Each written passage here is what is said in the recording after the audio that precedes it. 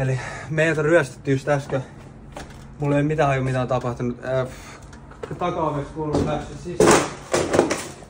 Kaikki on varastettu. Ihan kaikki. Lavuput, kengät, ihan kaikki. Ei oo estestossia, ei oo mitään. Takahuoneet, kaikki varastettu. Ei mitään, ei mitään. Kahta viety. Kaikki mitä me ollaan tehty 5 vuotta, kaikki on viety yhdessä päivässä. Kaikki, ihan kaikki.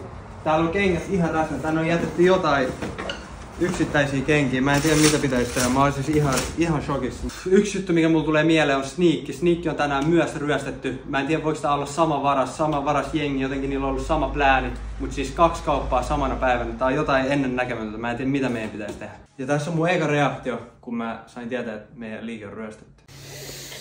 Tombo, mitä siis tää koko liike, ihan rässä. Mä tulin just tänne.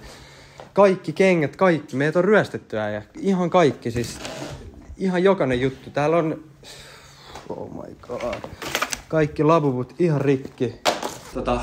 Nettisivuilla on kaikki ok. Tilaukset toimii ihan normaalisti, koska meillä on toinen varasto toisessa paikassa. Että tää liike on periaatteessa erillisesti.